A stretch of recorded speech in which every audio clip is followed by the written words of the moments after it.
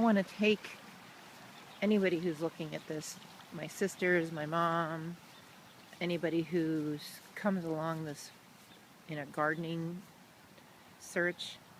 I'm not the one that can help you with your garden. I'm the one that's showing you what's with my garden, and I need the help. So here's what we've got.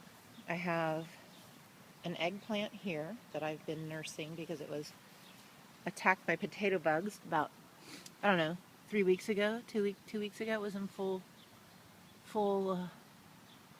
on full on attack by potato bugs and their larvae and all that disgusting stuff. Here, I was wondering if they were going to produce any eggplants, but I'm excited to say we have a new baby on the way right here. I'm thrilled about that one. And then there's another one here that's attempting to come out. And then there's another one down in there. Very exciting. I do not know what that is. Whew. That looks like a little bit of an unhealthy one, but anyway, that's a white eggplant with a purple blush. Then I have this one, which is going to have a purple striated eggplant. Where are those? There's one down there hiding.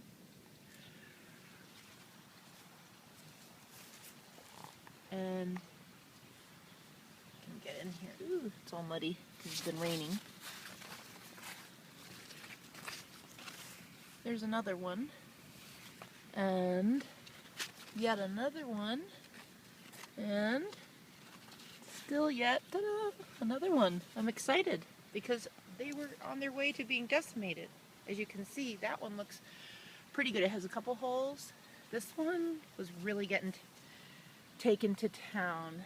I mean, I stopped it before it got too far, but already I was kind of sleeping on the job because I'd come out every day and I'd be like, oh, what are those little things all over my plants? And I just would go inside. But duh. Then I have some purple snap beans and some green snap beans that I kind of alternated the plantings. And there's some beans. I'm kind of waiting for them to grow just another day or so. Plus it's raining today and I don't want to pick on a rainy day. I was told it's not good to pick when it rains. These are my peppers. I have a pepper down there. It's been sitting there forever. I actually have two. Good grief. And they're supposed to be orange. They're not. And this one, I was told, was a chocolate pepper. It's growing really big and long, but it's not turning any color at all. First I thought it was a hot pepper by mistake, that it was mislabeled, but I took two off the vine and ate them and they were really bland. They didn't taste like anything. So they certainly weren't jalapenos. And I do have a jalapeno hiding under my zucchini plant. And my zucchini plant has been, as you can see, staked because it was overcrowding everything. I've gotten like 5 or 6 zucchini off of it. Very good. One of them was the size of a baseball bat by the time we came home from vacation. We were only gone like 4 or 5 days, and in 4 or 5 days it had grown enormously. My green basil, my purple basil. Here's my little jalapeno. He's actually got a couple of peppers on him. And then these are my heirloom tomatoes. Everything in this garden is an heirloom variety. These are called Raisintrobe. And these little, like larger than a cherry tomato by about a third. Like they just fill your mouth. You can hardly put it in your mouth, but it's really good. Those are good. Snacking tomatoes. And then this one here is coming off of this plant right here. It's called a Grandma's Acid Free. I got 2 tomatoes off of there the other day that were unbelievable. They didn't look like much on the outside. They were kind of like a light pink. So I kind of let them sit there on the vine for a while thinking they were not ready. So one of them started to get like a woody star-shaped crust on the top. by the stem, so I pulled him off and cut him open, and it was like ketchup inside. It was so dark red. I couldn't believe it. It was delicious and just incredibly sweet, very sugary, yummy. It's true, acid-free, all sugar, all yummy. And then this one is my San Marzano. As you can see, my leaves are really mottled, so I must have some kind of a fungus or something. Maybe someone can speak to that for me. Then this is my Ukrainian purple tomato. And well, my leaves here are really sad. He grew like that with his leaves all curled in. And I had read that people say, you know, some varieties will do that, and it's not necessarily something to be concerned about as long as they're not producing a healthy fruit. But so like, look at this guy here. Look how big these are. Okay, here's my hand. Here's the tomato. This is like the shape of a plum tomato, but it's much larger. They're almost like a heart. I've heard of a Ukrainian or Hungarian heart, and I've also heard of a Hinkle heart or Hinkle hat. There's a lot of those, but I don't have those. I don't know. But anyway, these are turning, taking forever, and I picked one today. He was double the size of that green one, like as large as my fist. And these are my black cherries. They are not doing anything. It's been really wet, and I have another plant here that I planted because I was afraid. He's actually quite big. I don't have a good stake in for him. I mean, I'm a beginner, you know, so don't make fun. Just help me do a good job. You know, I'm learning a lot so that next year I can actually have a really successful garden. I'm learning what not to do, like that stake right there that's bent over.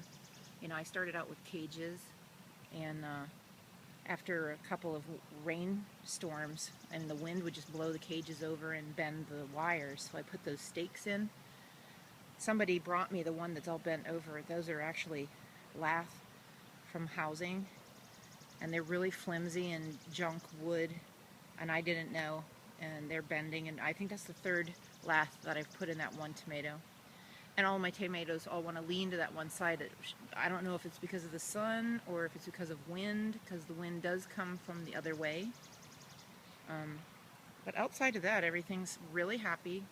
The food I've gotten out of this garden tastes delicious. I just don't have much of it. This line here was my lettuces. I have a faux, I have like a New Zealand spinach, which isn't a true spinach down there. And then that tall thing that's gone to seed is an old lettuce that I just allowed to grow back up after I cut it. I just hacked it off above the roots and it grew back up. And then down that way where there's just like little weeds, that was my romaine lettuce, and I had great lettuce. Our lettuce just kept coming, and the heads were enormous, and we would cut them off above the roots and they would grow like 2 and 3 heads. That was awesome. But that's just kind of like fallow now. So the tomato at the end is a bastard tomato. It's actually a sucker that I cut off of one of my others. I think it's a San Marzano sucker. It's either that or it's a Ukrainian purple, because it's growing like an oblong shaped tomato. I think it's the San Marzano. Anyway, that's making some fruit too. But here's the tomatoes from the back. You can see I have some tomatoes growing, but like the vines are crossing over and hanging out with the other guys, so they're all becoming one big happy family.